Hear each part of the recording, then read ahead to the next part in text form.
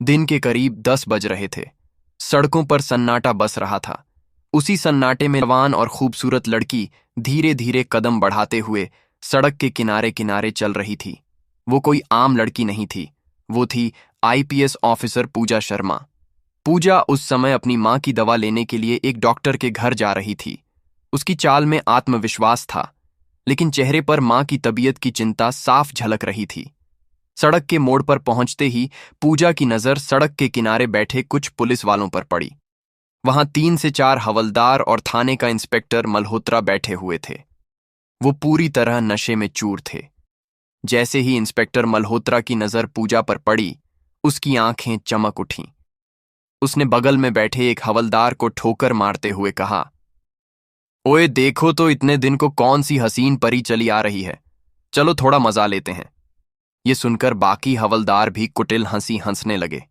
उन्हें जरा भी अंदाजा नहीं था कि सामने खड़ी यह लड़की कोई आम राहगीर नहीं, बल्कि उनके ही जिले की आईपीएस ऑफिसर है। पूजा ने जब यह सब देखा तो वह कुछ पल के लिए ठिठक गई। उसने गहरी सांस ली और सीधे कदम बढ़ाते हुए उनकी तरफ बढ़ी। तुम लोग पुलिस होकर यह सब कर रहे हो, खुलेआम सड़क पर बैठकर शराब पी रहे हो, गंदे गाने बजा रहे हो, सरकार ने शराबबंदी लागू की है और तुम खुद ही का कानून तोड़ रहे हो। अगर तुम लोग ही ऐसी हरकतें करोगे तो जनता से क्या उम्मीद की जा सकती है? पूजा ने सख्त लहजे में कहा। पूजा के स्वर में ऐसी दृढ़ता थी कि बाकी हवालदार एक पल को खामोश हो गए, मगर मल्होत्रा पर इसका कोई असर नहीं हुआ। वो लड़खड़ाते हुए उठा और पूजा के सामने आकर खड़ा हो गया। उसकी आंखों में नशा और हवस दोनों साफ झलक रहे थे। अरे मैडम, आप कहाँ जा रही हो इतने दिन को? बड़ी खूबसूरत लग रही हो। जरा हम पर भी अपनी नजरें डालो ना, हम भी तो तुम्हारे दीवाने हो सकते हैं। दोस्तों, आगे इस स्टोरी को पूरा देखिए, लेकिन उससे पहले आपसे छोटी सी रिक्वेस्ट है कि वीडियो को एक लाइक करके चैनल को सब्सक्राइब करें। तो मल्होत्रा ने बेहुदा हंसी के साथ कहा और पूजा का हाथ पकड़ने की कोशिश की। पूजा का गुस्सा उबल पड़ा। उसने अपना हाथ झटकते हुए कहा, देखिए इंस्पेक्टर, मैं आपको इज्जत देती हूं इसलिए चुप हूं, लेकिन आप लोग बहुत बड़ी गलती कर रहे हैं। मैं इस पूरे मामले की रिपोर्ट दर्ज कराऊंगी। यह सुनकर मल्होत्रा ठठाका मारकर हंस पड़ा। रिपोर्ट? अरे पूरा थाना मेरा है, मैं ही इस थाने का मालिक हूं, और अगर मैं चाहूं तो तुम्हें अभी गिरफ्तार करवा सकता हूं। तुम क्या कर लोगी, समझी ना? इतना कहकर उसने जोर से पूजा का हाथ पकड़ लिया और पास खींचने लगा। ज्यादा जुबान चलाएगी तो अभी जुबान खींच लूंगा। मल्होत्रा की हरकत देखकर पूजा के पैरों तले जमीन खिसक गई। उसने सोचा भी नहीं था कि एक थाने का इंस्पेक्टर इतना गिर सकता है, मगर अगले ही पल उसने खुद को संभाला और दर्द भरे सुर में, आप हद पार कर रहे हैं। सुधर जाइए, वरना मैं आप सबको निलंबित करवा दूंगी। मुझे कमजोर मत समझिए, आप लोगों को पता नहीं कि मैं कौन हूं, इसलिए मुझे टक्कर मत दीजिए, पूजा ने गुस्से से कहा। मगर मल्होत्रा ने उसकी बातों पर जरा भी गौर नहीं किया। उल्टा उसने पूजा को और कसकर अपनी बाहों में खींच लिया। तुम हमें सस्पेंड करवा सकती हो, तुम अपने आप को समझ क्या रही हो? मल्होत्रा ने झर उगलते हुए कहा। बस, पूजा का धैर्य जवाब दे गया। उसने पूरे जोर से मल्होत्रा के गाल पर एक जोरदार थप्पड़ जड़ दिया। थप्पड़ इतना भारी था कि मल्होत्रा लड़खड़ा गया। गुस्से में तिलमिलाते हुए उसने पास पड़ी शराब की बोतल उठाई और पूरी ताकत से पूजा के हाथ पर दे मारी। बोतल के टुकड़े पूजा के हाथ में धंस गए। खून बहने लगा। दर्द के मारे उसकी सांसें तेज हो गईं, मगर मल्होत्रा यहीं नहीं रुका। उसने पूजा को धक्का देकर पास खड़ी मोटरसाइकिल के किनारे पटक दिया। पूजा दर्द से करा उठी। उसके दिमाग में सिर्फ एक बात घूम रही थी, अगर मैंने अभी कदम पीछे खींचे तो यह दरिंदे और आगे बढ़ेंगे। वो जमीन पर गिरते हुए भी संभली। आंखों में गुस्से और इरादों की आग लिए उसने अपने फोन की तरफ हाथ बढ़ाया, मगर तभी मल्होत्रा ने उसका फोन झटक कर फेंक दिया। अब माहौल और खतरनाक हो चुका था। बाकी हवलदार भी खड़े हो गए। पूजा समझ गई कि अब यह मामला सिर्फ बहस का नहीं रहा, बल्कि जान की बाजी लग सकती है। दिन की इस घटना के बाद पूजा शर्मा का पूरा शरीर दर्द से कराह रहा था। हाथ से खून अब भी रुक रुक कर बह रहा था, लेकिन उसके मन में गुस्सा और आक्रोश किसी भी दर्द से ज्यादा तेज था। वो बमुश्किल खुद को संभालती हुई तेजी से वहां से भागी और सीधा अपने घर पहुंची।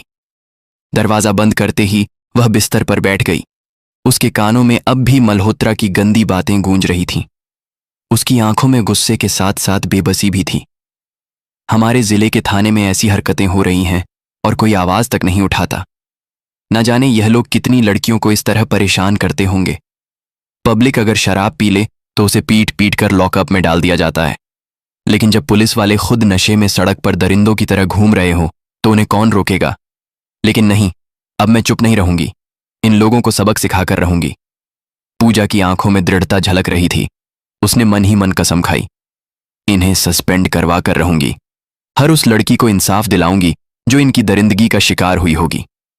पूरा दिन वह नींद की एक भी झलक ना ले सकी। सुबह होते ही उसने एक प्लान बनाया। उसने अपनी बचपन की सहेली रेशमा को फोन लगाया। रेशमा से उसकी गहरी दोस्ती थी और वह पूजा की बात मानने में कभी पीछे नहीं रहती थी। पूजा ने पूरी घटना और अपने प्लान के बारे में रेशमा को विस्तार से बताया। रेशमा ने बिना एक पल घमवाए उसकी मदद के लिए हां कर दी। अगले दिन योजना के मुताबिक रेशमा को बिल्कुल आम लड़की की तरह तैयार किया गया। साधा सा सलवार सूट पहनकर वह धीरे धीरे सड़क के उसी रास्ते पर चलने लगी जहां पिछले दिन मल्होत्रा और उसके हवलदार शराब पी रहे थे। पूजा भी वहां मौजूद थी, लेकिन इस बार वह दूर एक पेड़ के पीछे छुपकर खड़ी थी। उसके हाथ में मोबाइल था जो रिकॉर्डिंग मोड में चल रहा था। जैसा अंदाजा था वैसा ही हुआ। सड़क किनारे वही मंजर दोबारा था। इंस्पेक्टर मल्होत्रा और उसके हवालदार शराब की बोतलें खोले बैठे थे, गंदे गाने बजा रहे थे और बेहुदा हंसी उड़ा रहे थे। एक हवलदार ने रेशमा को देखा और मल्होत्रा से कहा, सर देखिए, आज फिर एक लड़की सड़क से जा रही है। मल्होत्रा ने आंखें तरेरी और मुस्कुराया। ओ, लगता है आज किस्मत हमारे साथ है। चलो, आज इसे नहीं छोड़ेंगे, मजा लेंगे। वो सब उठकर रेशमा के पास पहुंचे। रेशमा घबराई सी खड़ी हो गई। मल्होत्रा नशे में लड़खड़ाता हुआ उसके करीब आया और गंदी मुस्कान के साथ बोला, क्या बात है मैडम, नाम क्या है तुम्हारा? इतने दिन को कहाँ निकल पड़ी हो? चलो, थोड़ा हमारे ऊपर भी ध्यान दो। तुम्हारे चेहरे ने तो हमें दीवाना कर दिया। इतना कहते हुए मल्होत्रा बेसुरी आवाज में गाना गाने लगा। रेशमा ने डरने का नाटक किया। तभी एक हवलदार ने उसका हाथ पकड़ लिया और जबरदस्ती खींचने लगा। रेशमा जोर से चीखी और हाथ छुड़ाने लगी। उधर दूर खड़ी पूजा सब कुछ अपने मोबाइल में रिकॉर्ड कर रही थी। उसकी उंगलियां मोबाइल को कसकर पकड़ी थीं ताकि कोई सबूत छूट ना जाए। जब हद पार होने लगी तो रेशमा ने प्लान के मुताबिक इंस्पेक्टर का हाथ जोर से काट लिया और झटके से छुड़ाकर भाग निकली। मल्होत्रा गुस्से में चीखा, अरे पकड़ो इसे! मगर नशे में धुत होने के कारण कोई भी उसके पीछे तेजी से भाग ना पाया। रेशमा भागते हुए सीधी पूजा के पास पहुंची। दोनों तेजी से वहां से निकल गईं और अपने पने घर चली गईं। अब पूजा के पास मल्होत्रा और उसके हवलदारों के खिलाफ एक ठोस सबूत था, लेकिन वह जानती थी कि सिर्फ एक सबूत से इतना बड़ा इंस्पेक्टर नहीं झुकेगा। उसे और सबूत चाहिए थे ताकि यह साबित हो सके कि यह लोग सिर्फ नशे में हरकतें नहीं करते, बल्कि बार बार ऐसी घिनौनी हरकतों को अंजाम देते हैं। पूजा ने सोचा, अगर मुझे इन्हें गिराना है तो इनके हर अपराध का पूरा सबूत चाहिए। मैं पीछे नहीं हटूंगी।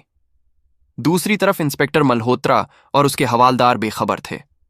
उन्हें जरा भी अंदाजा नहीं था कि उनके खिलाफ एक बहुत बड़ा जाल बिछ चुका है। आने वाले दिनों में उनकी जिंदगी का सबसे बड़ा तूफान उन पर टूटने वाला था, और यह तूफान खुद उनकी ही करतूतों से पैदा हुआ था। दिन का सन्नाटा फिर से लौट आया था।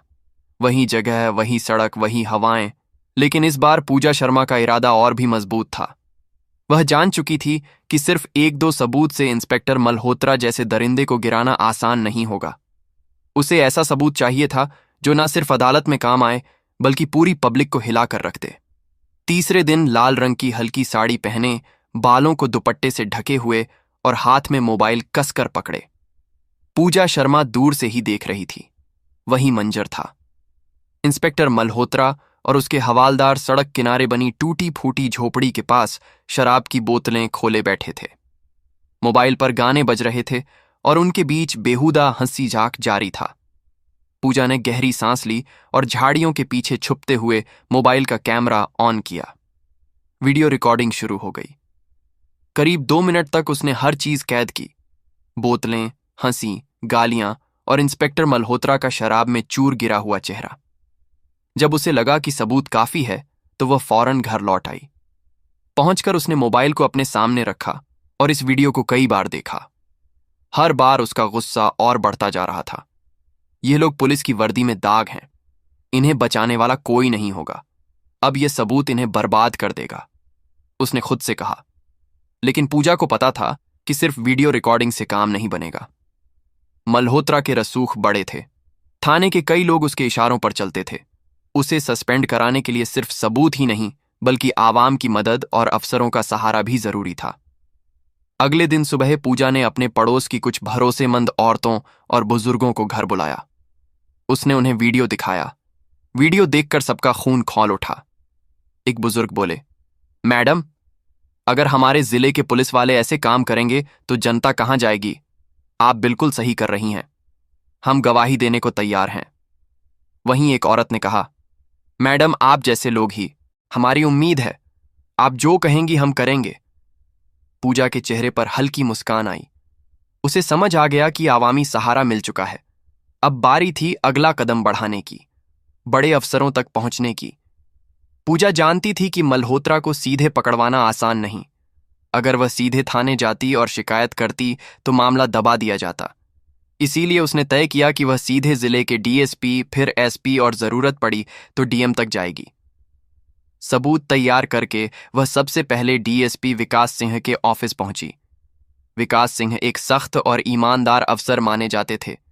पूजा ने उन्हें पूरा वीडियो दिखाया और पूरी घटना तफसील से सुनाई। वीडियो देखकर डीएसपी हैरान रह गए। मैडम, यह मामला बहुत बड़ा है।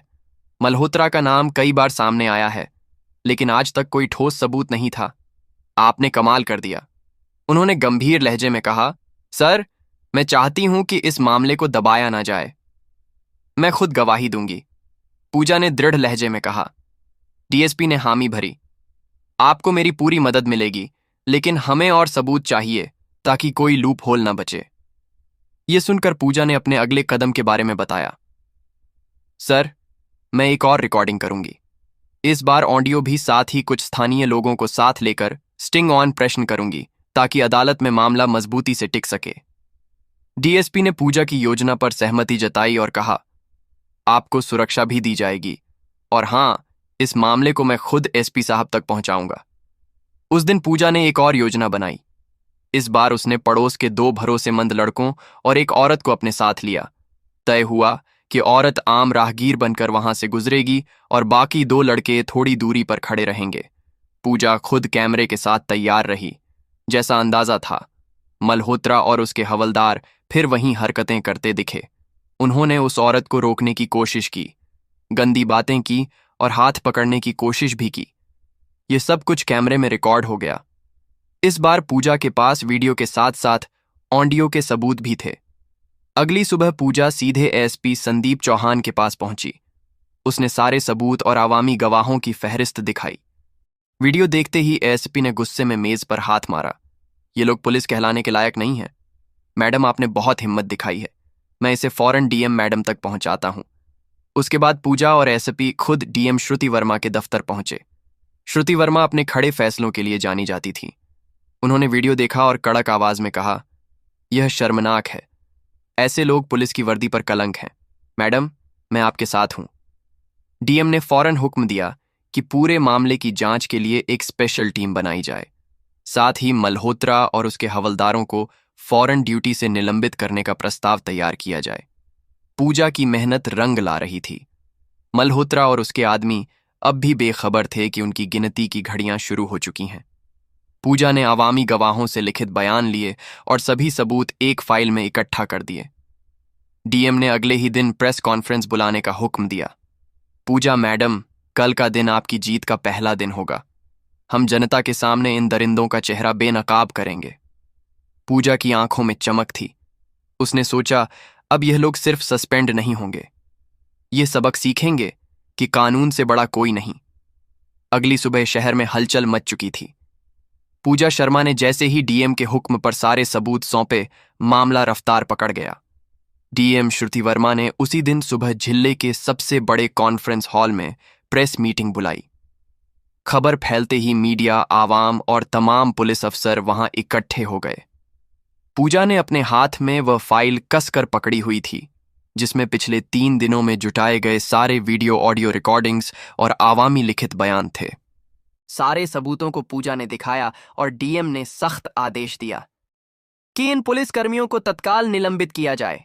ऐसे लोग हमारे कानून को गंदा कर रहे हैं, इनको अभी के अभी निलंबित किया जाता है। डीएम का सख्त आदेश से पूरे दुनिया में हलचल मच गई और उन पुलिसकर्मियों को नौकरियां से हाथ धोना पड़ा। दोस्तों, आज पूजा के चेहरे में राहत की सुकून झलक रही थी। इस कहानी से आप लोग क्या समझे, कमेंट करके जरूर बताएं। इस कहानी का उद्देश्य आपकी किसी विचार को ठेस पहुंचाना नहीं है। दोस्तों, अगर आपको यह रियल घटना अच्छी लगी हो तो कमेंट करके जरूर बताएं।